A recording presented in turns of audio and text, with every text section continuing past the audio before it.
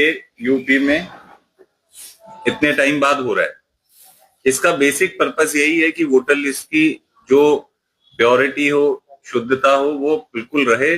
जो एलिजिबल आदमी है उसका नाम वोटर लिस्ट में हो, जो इनएलिजिबल आदमी है उसका नाम वोटर लिस्ट में ना हो। इसके लिए हमने आपको एक डिटेल्स भी दी है, जो टाइमलाइंस है।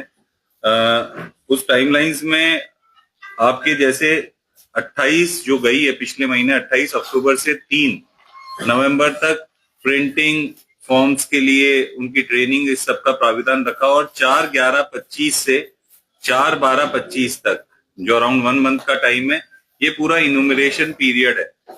इस पीरियड में बीएलओस को बोला गया है कि हर किसी का, जो भी वोटर है आज के टाइम पे वोटर लिस्ट में, उस हर किसी का गणना प्रपत्र निकलेगा।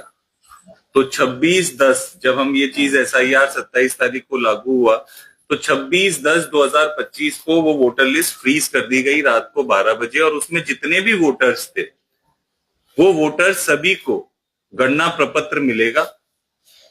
उस गणना प्रपत्र का एक फॉर्मेट है, मुझे लगता है आपको वो भी एक फॉर्मेट दे देना चाहिए। अभी फोटोकॉपी करवा लीजिए, दे दीजिए। उस फॉर्मेट में प्री प्रिंटेड गणना प्रपत्र है कि उसमें ऊपर के खानों में उसका नाम, serial number, epic number, part number, booth कौन सा है, और उसकी फोटो और उसका एक क्यूआर कोड, ये सारी डिटेल्स ऑलरेडी प्रिंटेड आएगी।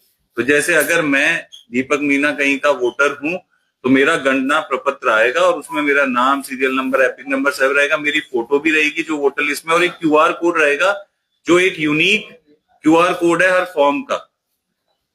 उसके बाद एक उसके बगल में एक नई फोटो लगाने की जगह है। उसके बाद नीचे कुछ डिटेल्स हैं। नीचे डिटेल्स क्या है? उनका आधार नंबर, जो ऑनरेबल सुप्रीम कोर्ट के डायरेक्शंस हैं कि वो वॉलेंटरी कोई शेयर करना चाहता है तो करे या नहीं।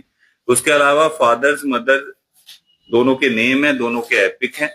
और उसके अलावा फिर नीचे कॉलम्स है जिसमें एसआईआर जो 2003 में हुआ था उससे मैपिंग अगर होती है, तो अगर मैं 2003 की वोटर लिस्ट में था तो उस वोटर लिस्ट में किस बूथ पे किस क्रमांक पे था, ये ढूंढ के उधर लिखना है। और मेरा रिलेशनशिप, मान लीजिए मेरे पिताजी का नाम मैंने लिखा रामचरण मीना, तो रामचरण भी उन वोटर लिस्ट में थे, उनका भी डिटेल्स फिर उसमें मांगा है। कुछ लोग ऐसे हो सकते हैं कि जो उस टाइम पे ना हो, तो नहीं भर पाएंगे उस कॉलम को। तो ऐसा कोई कंपल्शन नहीं है कि अगर वो 2003 की वोटर लिस्ट में था, नहीं था तो वो नहीं था, तो वो अपना ये डिटेल्स भर के वो गणना प्रपत्र जो दो कॉपी है, एक बीएलओ रिसीविंग एक्नॉलेजमेंट स्लिप के साथ एक उस व्यक्ति को ही दे देगा, उसी के पास रहेगा, और एक गणना प्रपत्र वो खुद अपने पास ले लेगा। ये सभी बीएलओ को निर्देशित किया गया है कि इस इन्यूमरेशन पीरियड में गणना प्रपत्र के अलावा कोई और दस्तावेज नहीं लेना है, कुछ भी नहीं लेना है।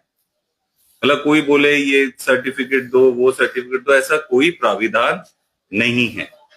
ये हम बार बार बीएलओ को भी बता रहे हैं कि सिंपल सी बात है कि जो भी वोटर लिस्ट में आज के टाइम पे वोटर लिस्ट में जिनके नाम थे, सभी को हम बीएलओ के माध्यम से गणना प्रपत्र दे रहे हैं।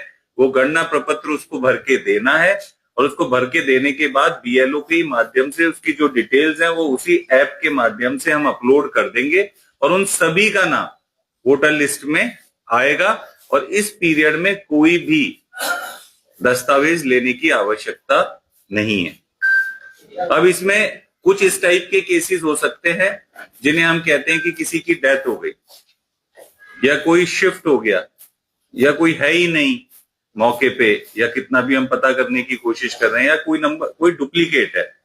ये 4 टाइप के हम मेनली कहते हैं कि साहब डुप्लीकेट है, या परमानेंटली शिफ्ट हो गया, या एब्सेंटी वोटर है कि पता ही नहीं कहा है, और एक डेड वोटर है।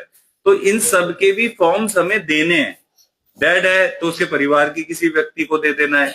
अगर वो शिफ्ट हो गया तो मकान किराएदार था तो मकान मालिक को कम से कम दे देना। और कहीं कोई कुछ मिल ही नहीं रहा है लिंक, तो हमें उस जगह पे जहां उसने पहले लिखा था वहां चस्पा करवा के फोटो खींच के हम लोग रख लेंगे कि हमने कम से कम सर्व कर दिया। और इस टाइप के जो वोटर्स हैं इनको चेक करने के लिए बीएलओ कम से कम मतलब हर किसी के घर 3 बार जाना है उसे, मतलब गणना प्रपत्र मिल गया ठीक है कोई प्रॉब्लम नहीं, पर अगर नहीं मिला या डिलीवर नहीं हो पा रहा तो कम से कम वो 3 बार जाएगा और आश्वस्त होगा कि साहब मैं पहली बार भी गया था तब भी नहीं मिला, दूसरी बार भी गया था, तीसरी बार भी गया था और उसके बाद भी नहीं मिलता तो ठीक है। वो डिस्ट्रीब्यूट करने के बाद जब वो कलेक्शन स्टार्ट करेगा तो कलेक्शन एक तो ये होगा, अगर उसने 100 बांटे तो 96 उसे मिले और 4 नहीं मिल पाए, जो डेथ हो गई जिसकी वो नहीं भर के मिल पाएगा, जो डुप्लीकेट है वो अपना लिख के देगा। तो उसमें ऐप में ऑप्शन है कि उसने कलेक्ट किया और कितने उसने मिल गए और कितने नहीं मिले, और जो नहीं मिले उनके कारण भी है उस ऐप में, तो वो ऑटोमेटिकली अपडेट होता रहेगा डेटा, किसी की मृत्यु हो गई या किसी की है। तो ये काम बीएलओ को इस ईआर पीरियड में जो 4/11 से 4/12 तारीख तक हमने रखा है इसमें करना है। ये एक बेसिक वर्क है और जो बीएलओज ने ये वर्क स्टार्ट कर दिया है, आप भी कभी जाए तो मतलब देख सकते हैं इसको फील्ड में भी। और मेरी आपसे रिक्वेस्ट है कि मतलब क्योंकि आपके माध्यम से भी प्रचार प्रसार और इन सब चीजों का बढ़ेगा, तो आप जब भी कवरेज करते हैं तो उसको अच्छे से चलाएंगे तो लोग भी इससे ज्यादा जागरूक होंगे और लोगों को भी एक अच्छा वो मतलब इंफॉर्मेशन मिलेगी। इसके बाद आपको जो ये डेटा दिया है, तो ये जब 4/12 को ये ईआर पीरियड पूरा हो जाएगा तो 9 तारीख तक हम ड्राफ्ट रोल को पब्लिश कर देंगे। 9 दिसंबर को जब ड्राफ्ट रोल पब्लिश हो जाएगा तो अब टाइम आएगा दावे और आपत्तियों का। ये दावे आपत्तियों का जो टाइम दिया गया है वो 9/12/25 से, जिस दिन voter list draft voter list publish होगी, से 8/1/2026 तक, जनवरी 8 तक। ये भी ऑलमोस्ट 1 महीने का टाइम है।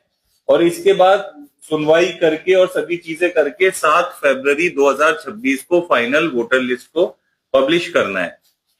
आपकी जानकारी के लिए कि अब इसमें कुछ हम वो शीट भी आप शेयर कर देना, मतलब जो बर्थ वाली है ना, किससे क्या दस्तावेज लेने, तो इसमें आगे का पार्ट है, पर मैं आपको बता दे रहा हूं, अगर उसका एसआईआर के 2003 से डेटा मैच कर रहा है और मैपिंग हो रही है तो उसे किसी भी दस्तावेज की अपने voter list final voter list में भी उसकी जरूरत नहीं है। वो सिर्फ उसी का प्रूफ कि मेरा वोटर लिस्ट में नाम ये था, उसी का स्क्रीनशॉट या जो भी करके अपलोड कर देंगे, वो सफिशिएंट है। अब इस टाइप से कुछ कैटेगरीज बनाई है कि किस डेट से पहले, अब अगर ये चीज हो गई तो वो तो क्लियर हो जाएगा, पर किसी व्यक्ति का उसमें नहीं है तो एक टाइमलाइन फिक्स की है, वो आपको डिटेल शेयर कर देंगे कि अगर 1987 इस दिनांक से पहले उसमें होगा, इसमें है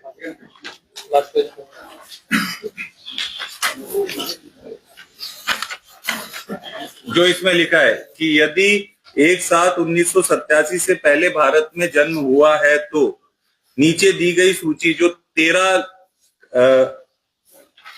उनकी सर्टिफिकेट्स की सूची दी हुई है, जो भी है उनमें से कोई भी एक उपलब्ध जिसमें जन्म तिथि या जन्म स्थान का पता चलता हो, कोई भी अभिलेख वो देगा तो मान्य होगा। ऐसे ही 1987 से 2004 के बीच में जन्म हुआ है तो उसमें क्या देना है वो लिखा हुआ है, और 2004 के बाद जिसका जन्म हुआ है उसको क्या देना है वो लिखा हुआ है। ये उस कंडीशन में जब उसका 2003 की वोटर लिस्ट से नाम या उसका रिलेशनशिप या कुछ भी हम लिंक नहीं कर पाए।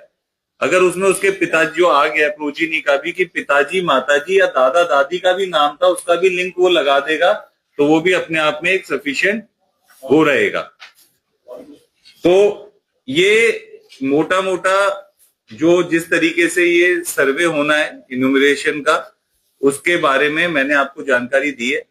इसमें सभी चीजें, इसमें दोनों ऑप्शंस हैं, इसमें आपको लिख के दिया हुआ है कि कोई गणना प्रपत्र अपना खुद भी डाउनलोड कर सकता है वेबसाइट से। मान लीजिए वो मुंबई में रहता है और मान लीजिए कि वो यहाँ नहीं है और वो अभी कुछ काम से गया हुआ है, तो मुंबई से भी बैठ के अपना गणना प्रपत्र डाउनलोड कर सकता है और वहीं से सबमिट भी कर सकता है, तो कोई रोक नहीं है। दूसरी बात, अगर कोई व्यक्ति बाहर काम करता है तो ऐसा कोई नहीं है कि घर में अगर 4 परिवार के लोग हैं तो वो 5वां भी उसी परिवार के लोगों को दे सकते हैं, और उसके जो रिलेटिव है, इमीडिएट माता पिता या कोई जैसे मतलब जो क्लोज रिलेटिव हैं, वो भी उसके ब्याह पे साइन करके ऑथराइज करके देंगे कि वो यहाँ है नहीं, इसकी डिटेल्स हमने भर के दे दी है, तो वो भी मान्य है, हम उस गणना प्रपत्र को भी ले लेंगे। ठीक है। इसके अलावा बीएलएस जो बूथ लेवल एजेंट है, हमने पॉलिटिकल पार्टीज के साथ मीटिंग की है, एक मीटिंग कर ली है, एक मीटिंग हमारी कल है, और हमने हर वीक एक दिन फिक्स किया है जो आज का ही था, आज वो मीटिंग नहीं पर कल है, जो ट्यूसडे, हर ट्यूसडे को, हर थर्सडे को शाम को 5 बजे हमने हर वीक का पॉलिटिकल पार्टीज के साथ बैठक रखी है कि उनके जो भी इश्यूज हैं वो हर वीक आके बता सकते हैं, और जितने भी हमारा जो भी प्रोग्रेस है और जो भी रिव्यू होगा हम उनसे लगातार शेयर करते रहेंगे कि हर चीज पारदर्शिता से बनी रहे। तो उनको बोला गया है कि बूथ लेवल एजेंट्स अपने अपॉइंट करें। अभी तक किसी ने उस लेवल पे सभी पूरी विधानसभाओं की लिस्ट नहीं दी है, बीजेपी से मिली है और बीजेपी से मिली है, बाकी पार्टीज को भी हम मोटिवेट कर रहे हैं। उसमें ये है कि बीएलए इसमें भागीदार इस तरीके से बन सकते हैं कि बीएलए को अधिकतम 50 गणना प्रपत्र एक दिन में बीएलओ को देना अलाउड है। तो कोई भी बीएलए मदद करना चाहता है, गांव के लोगों को मान लीजिए या शहर में लोग या जो भी बूथ में है, उनको गणना प्रपत्र मिल गए, अब उनको भरना है, भर के वो वापस से जमा करने के लिए बीएलए उनसे इकट्ठा करके और वो फॉर्म्स बीएलओ को दे सकता है और वो लिखेगा कि सब चीजें जांच कर ली गई है, मेरे हिसाब से सही है, वो करके दे देगा। तो बीएलओ उसको रिसिप्ट बीएलए को ही दे देगा उन 50 फॉर्म्स की और वो जमा कर सकते हैं, पर ये अधिकतम 50 है एक दिन में, ठीक है।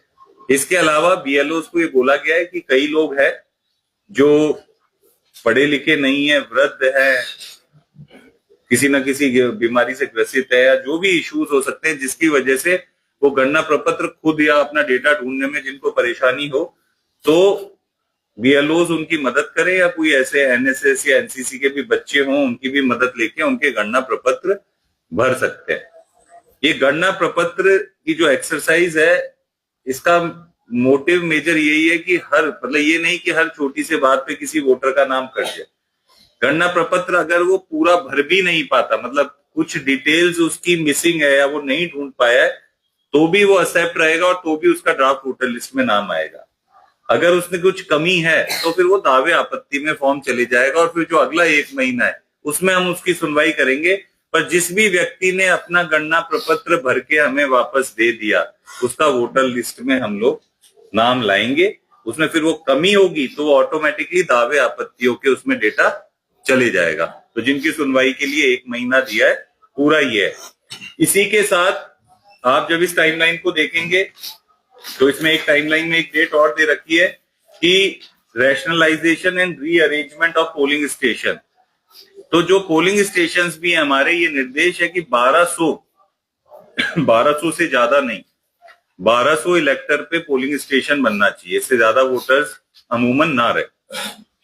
और अगर आपको लगता है, हमने पॉलिटिकल पार्टीज की बैठक ली थी, उनमें उनको बता दिया गया कि अगर आपको लगता है कि कोई बूथ चेंज करवाने की जरूरत है, कोई बूथ के संबंध में कोई इश्यू है, कोई भी पोलिंग स्टेशन, कोई जगह ऐसी हो सकती है कि इधर से उधर जाने में दूरी ज्यादा है, जो भी मानक है, कल को बीच में नहर आ गई, इधर से उधर पुलिया नहीं है, नदी आ गई, उसका कोर्स, जो भी रीजन है जिसकी वजह से वोटर को परेशानी है और जो मानक है वो पूरे नहीं करते हमारे पोलिंग स्टेशन का, तो आप हमें ऑब्जेक्शन दे दीजिए, हम उसका फिजिकल वेरिफिकेशन सबका करवा रहे हैं। और इसके बाद पॉलिटिकल पार्टीज की बैठक में उन सबके सुझाव और वो लेकर, और उसके बाद हम इसको मुख्य निर्वाचन अधिकारी महोदय के ऑफिस भेजेंगे और वो भारत निर्वाचन आयोग भेजेंगे इसके फाइनली अनुमोदन के लिए। तो उसका भी वर्क चल रहा है और उसको भी हम लोग करके जो वोटर, जो हमारे फाइनल पोलिंग स्टेशंस है, वो हम पब्लिश कर देंगे। हमने पॉलिटिकल पार्टी से ये भी रिक्वेस्ट की है कि जैसे अब बड़ी बड़ी हाई राइज बिल्डिंग्स भी आ गई हैं, कई जगह कॉलोनीज, आरडब्ल्यूएस डेवलप हो गए, तो उन जगह पे उन्हीं के कॉमन रूम लेके और उसी जगह पे बूथ हम लोग बना लें तो ज्यादा बेटर है। कि कई जगह आप, मैं देख रहा हूँ आपके कि 100 150 फ्लैट भी हैं और उनमें कम से कम 800 600 700 वोटर्स है, तो उनका उन्हीं की रेजिडेंसी में या उन्हीं के उस जगह पे कहीं पे भी कॉमन रूम या एक्टिविटी रूम में भी बूथ बन जाता है, तो उनको अपने कॉलम, मतलब जो रेजिडेंशियल अपार्टमेंट्स है उनसे दूर कहीं जाके वोट डालने की जरूरत नहीं है। जिससे आयोग का, माननीय आयोग का भी पर्पस ये है कि वोटर को सहूलियत रहे और ज्यादा से ज्यादा आदमी या व्यक्ति जो भी है आके वोट डाले। तो ये मुझे जो हमारा इन्यूमरेशन है इसके बारे में कहना था, और ये जो डिटेल्स दी है, बेसिक आंकड़ा हम लोगों ने आपको दिया है। एक चीज बस मैं और बताना चाहूंगा कि कई जगह पे लोग ये बोले कि हम 2003 का कैसे पता करें वहां है या नहीं है। वैसे हमने बीएलओ को 2003 की वोटर लिस्ट भी दी है और 2000 जो हमारी जनवरी 2000 इस साल में पब्लिश हुई थी 25 में, वो भी वोटर लिस्ट दी है। इसके अलावा आप लोगों के माध्यम से मैं सबको बताना चाहूंगा कि इसमें हमने डिटेल्स दी है। वो साइट जो ईसीआई की साइट है, उस साइट पे भी जाके पूरे भारत की 2003 में जहां जहां एसआईआर का जो था वो सारी voter list booth wise available है। तो कोई व्यक्ति ये भी है कि मैं उस टाइम पे दूसरे जनपद या दूसरे प्रदेश में भी रहता था और वहां मेरा नाम था, अब मैं आज यहाँ आके सहजनवा में रह रहा हूँ, तो वो ढूंढ सकता है कि 2003 में उसका कहाँ नाम था, वो उस वोटर लिस्ट को खोल के चेक कर सकता है। बीएलओ को भी हमने ये बताया कि वो भी लोगों की मदद कर सकते हैं और वो व्यक्ति भी खुद ढूंढ सकता है, वो अवेलेबल है ऑनलाइन। मैपिंग का काम हमने बीएलओ को बोला है, अराउंड 32-33% मैच हम लोग करवा चुके हैं 2003 की वोटर लिस्ट से। कोशिश की जा रही है कि 60-70-80% जितना भी हम बढ़ा के उसको मैच कर लें। मैच कर लेंगे तो आगे दावे ऑब्जेक्शन में हमारे कम लोग होंगे और आसानी होगी उसको वोटर लिस्ट को फाइनल करने में। तो ये बेसिक, और तो कोई पॉइंट नहीं छूट रहा है ऐसा कोई?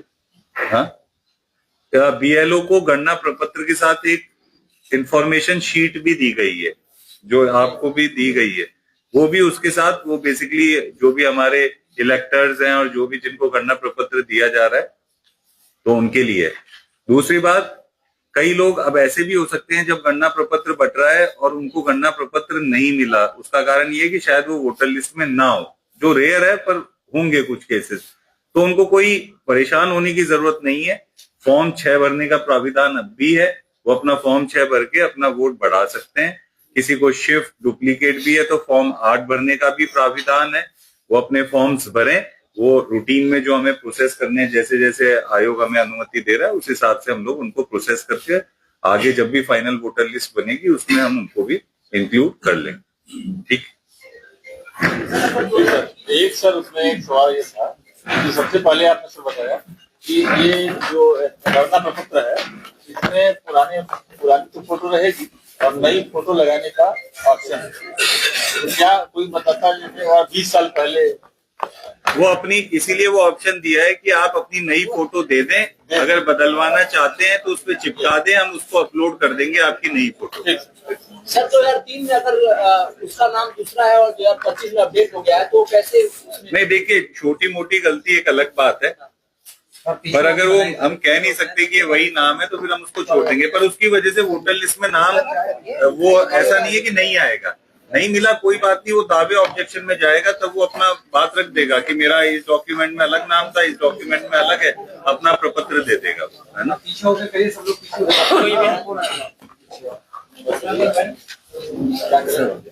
एक सवाल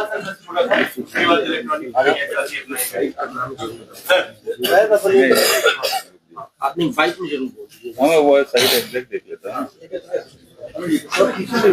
वो साइड कौन सी थी साइड?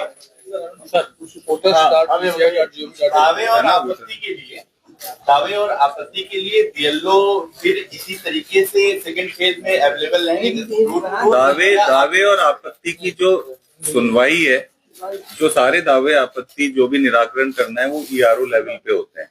ये इलेक्टोरल रजिस्ट्रेशन ऑफिसर सारे दावे आपत्तियों का निराकरण करता है। अब वो बीएलओ के माध्यम, बीएलओ रहेंगे मदद करने के लिए, नोटिस देने के लिए, कागज देने के लिए, उसका वापस से कलेक्ट करके उसका दस्तावेज देने के लिए। पर ईआरओ एक वो होता है कि जो डिसाइड करता है ये दावे आपत्तियों को, और इसकी फर्स्ट अपील लाई करती है मेरे पास। अगर कोई ईआरओ के निर्णय से संतुष्ट नहीं है तो जिला निर्वाचन अधिकारी फर्स्ट अपीलेट अथॉरिटी है, और अगर जिला निर्वाचन अधिकारी के भी उससे कोई संतुष्ट नहीं है निर्णय से तो मुख्य निर्वाचन अधिकारी CEO office UP second appellate authority. तो दावे के लिए सर ईआरओ से कंसल्ट करना पड़ेगा आपको। मैं अभी ये बाइट देता हूँ, मैं बताता हूँ, है ना।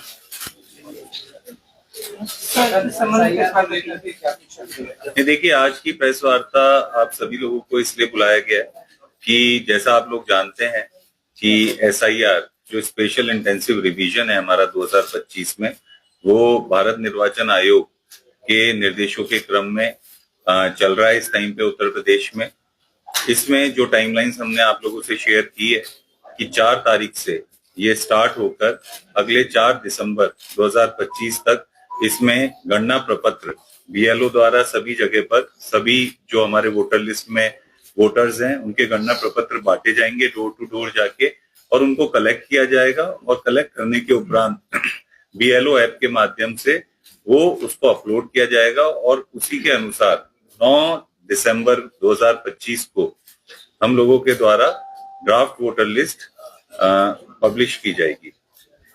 इसमें सभी BLOs को ये स्पष्ट निर्देश दिए गए कि आप सभी के घर जाएं, सभी के गणना प्रपत्र दें और 100% डिस्ट्रीब्यूशन करके और सभी डिटेल्स उसमें भरवा के अच्छे तरीके से और उनकी मदद करके इसको टाइमली कलेक्ट करें। इसके अलावा गणना प्रपत्र के अलावा इस समय पे जो हमारे इन्यूमरेशन का पीरियड चल रहा है 4 नवंबर से 4 दिसंबर तक का, उसमें और कोई दस्तावेज या और कोई अभिलेख BLO के द्वारा नहीं कलेक्ट होने। इन सबके इन्यूमरेशन फॉर्म के कलेक्शन के बेसिस पे हमारी ड्राफ्ट वोटर लिस्ट हम लोग पब्लिश करेंगे और उसके उपरांत जो भी दस्तावेज की या अभिलेख की कमी किसी वोटर या इलेक्टर को है और उसको देना है तो उनको प्रॉपर फॉर्मेट में हमारे द्वारा नोटिस जारी होंगे और उनसे उन अभिलेखों की मांग की जाएगी जो वो अपने क्लेम्स एंड ऑब्जेक्शन पीरियड में फाइल कर सकते हैं और आगे दावे आपत्तियों का निस्तारण उसी प्रकार किया जाएगा। तो मैं आप लोगों के माध्यम से सभी जनपद वासियों से ये रिक्वेस्ट करता हूँ, अपेक्षा करता हूँ कि अपने BLO से आप तत्काल संपर्क करें। वैसे वो सभी घर पर आएंगे पर फिर भी हमने सभी BLOs का साइट पे नाम और डिटेल्स दे रखे हैं, आप उनसे संपर्क करें। आप उनसे कॉल भी रिक्वेस्ट कर सकते हैं, बुक कर सकते हैं कॉल, वो आपसे वापस से कॉल पे बात भी करेंगे और अपना गणना प्रपत्र लें और जल्दी से जल्दी उसको भर के अपने BLOs को वापस से सबमिट करें। दस्तावेज भी देने हैं सर? गणना प्रपत्र के साथ जैसे मैंने कहा कि कोई भी इन्यूमरेशन पीरियड में गणना प्रपत्र के अलावा कोई भी दस्तावेज या कोई अभिलेख BLO को नहीं लेना है, ना किसी व्यक्ति को इलेक्टर को देना है। साइट का नाम हमारी जो voters.eci.gov.in हमारी एक साइट है जिसपे सभी वोटर लिस्ट जो 2003 ये जो स्पेशल इंटेंसिव रिवीजन चल रहा है 2025 में, इससे पिछला SIR हमारा 2003 में हुआ था जिसमें वो सारी वोटर लिस्ट हमने BLO को दी है और अगर किसी व्यक्ति को 2003 की वोटर लिस्ट रेफर करनी है तो इस साइट जो मैंने बोली है कि voters.eci.gov.in पे जा सकते हैं और वहां से भी देख सकते हैं। लोग स्वतंत्र हैं इलेक्टर्स की, वो अपना गणना प्रपत्र भी यहाँ से डायरेक्टली ECI की साइट से डाउनलोड कर सकते हैं और उसको भर भी सकते हैं अगर वो कहीं बाहर हैं और वहीं से डाउनलोड करना चाहते हैं। और कोशिश करें, BLOs को ये बोला गया ऑलरेडी वो मैपिंग का काम कर रहे हैं, पर ज्यादा से ज्यादा लोग, जितने लोग हम 2003 की वोटर लिस्ट से लिंक कर पाएंगे उतने ही कम अभिलेखों की या उतने ही हमारे दस्तावेजों की हमें दावे आपत्तियों में जरूरत पड़ेगी। अच्छा सर, पोलिंग स्टेशन से अगर मतदाता की दूरी दूर है, चेंज कराना चाह सकता है, तो ऐसा कोई प्रावधान है? नहीं, ऑलरेडी हमने पॉलिटिकल पार्टीज के साथ मीटिंग की है। इस काम के साथ पोलिंग बूथ या पोलिंग स्टेशन के रैशनलाइजेशन का वर्क भी चल रहा है। आपके माध्यम से भी मैं ये कहना चाहूंगा कि अगर कोई भी ऐसा पोलिंग स्टेशन है जिसको आपको लगता है कि उससे बेहतर और मानक पूर्ण करता हुआ उसके विसिनिटी में दूसरा पोलिंग स्टेशन है जहां पर बनना चाहिए, वो कोई भी व्यक्ति या पॉलिटिकल पार्टी मतलब वो अपने ऑब्जेक्शन रेज कर सकता है। हम लोग भी सारे पोलिंग स्टेशन को फिजिकली वेरीफाई कर रहे हैं और जहां पे भी वोटर्स और इलेक्टर्स के लिए जो सहूलियत हम दे सकते हैं और उसके लिए हमें मानक अनुसार कहीं चेंजेस करने पड़ेंगे तो हम लोग वो भी चेंजेस करेंगे। सर, लोगों पे भ्रांतियां है कि नाम कट जाएगा वोटर लिस्ट से, तो ऐसे लोगों से क्या अपील करना चाहिए? नहीं, देखिए, मेरा सभी लोगों से यह आग्रह है कि आप अगर साइन करके अपना गणना प्रपत्र बेसिक डिटेल लिख के भी भर के दे देंगे तो भी वो काउंट होगा और तो भी उस व्यक्ति का नाम ड्राफ्ट वोटर लिस्ट में आएगा। मेरा सिर्फ इतना कहना है कि जितनी डिटेल के साथ और अच्छे से और पूरा सही भरेंगे उतना आपका क्लेम्स एंड ऑब्जेक्शन में वो फॉर्म नहीं जाएगा। अगर आपने कुछ कमी भरी है या थोड़ी सी कमी या कुछ एरर्स है और सही से नहीं भरा तो फिर वो क्लेम्स एंड ऑब्जेक्शन में जाएगा। पर जो 9 तारीख दिसंबर को हम वोटर लिस्ट पब्लिश करेंगे, जितने भी हमारे पास गणना प्रपत्र साइन होके वापस आएंगे उन सभी का नाम हम ड्राफ्ट वोटर लिस्ट में डालेंगे। सर, नया कोई अगर जोड़ना चाहिए? देखिए, नया व्यक्ति कोई जुड़ना चाहे जिसका वोटर लिस्ट में आज नाम नहीं है तो वो अपना फॉर्म 6 भर सकता है, जो रूटीन का प्रोसेस है। हमारे किसी को अगर अपना शिफ्ट हो गया है या इधर से एक विधानसभा से दूसरी विधानसभा करना है या कुछ और भी चीजें उसमें सही करवानी है तो फॉर्म 8 का प्राविधान भी है। तो रूटीन के प्रोसेस है वो ड्राफ्ट वोटर लिस्ट के बाद भी कोई भरेगा तो फाइनल वोटर लिस्ट से पहले उसमें भी क्लेम्स एंड ऑब्जेक्शन सुन के और जो रूटीन में हम फॉर्म्स को प्रोसेस करते हैं उसी हिसाब से नाम जोड़े या ऑल्टर भी किए जा सकते हैं। सर लोग सर गांव में भी मतदाता है, शहर में मतदाता है। नहीं, देखिए, मतदाता हर किसी को अपना वोट डालने का अधिकार सिर्फ एक ही जगह है। तो मेरी सभी लोगों से हम लोग अपने लेवल पे तो चेक कर ही रहे हैं। ऑलरेडी भारत निर्वाचन आयोग द्वारा समय समय पे और सॉफ्टवेयर के माध्यम से डुप्लीकेट वोटर लिस्ट की जो हम कहते हैं कि डीएसईज हैं, डेमोग्राफिक सिमिलर एंट्रीज, पीएसईज हैं, फोटो सिमिलर एंट्रीज, ये हमें रूटीन में मिलती है और हम नोटिस दे के लोगों से उसका निराकरण करते हैं। और इसके उपरांत भी अगर कुछ लोग अभी भी ऐसे हैं तो मेरा आग्रह है कि फॉर्म 8 भर के और आपको जहां पे भी अपना रखना है वोट वहां पे आप रखें और रेस्ट वोट को अपना डिलीट करना। सर किसी मकान नंबर में 50 लोग वोटर हैं और 40 लोग बाहर हैं, 10 लोग घर पे, तो उनका कैसे भराएगा? नहीं, देखिए, ये मतलब ये एक हमारे पास वो भी है, अपॉर्चुनिटी भी है कि जब हम फॉर्म्स भर रहे हैं और गणना प्रपत्र भर रहे हैं तो जो डिटेल सही नहीं थी उसको भी बीएलओ अब सही कलेक्ट कर लें। मकान नंबर कहीं पे 0 थे तो उसको मकान नंबर अगर है तो वहां कर लें। और अगर किसी मकान में जेन्युइनली कुछ लोग बाहर काम करते हैं और अभी नहीं है तो उनके रिलेटिव्स भी उनका गणना प्रपत्र लेके भर के वापस कर सकते हैं। वो उनके रिलेटिव मतलब मदर, फादर या जो भी उनके क्लोज फैमिलीज है तो उनके द्वारा भी हम लोग वो गणना प्रपत्र कलेक्ट कर लेंगे। हाँ, क्या बोल रहे थे?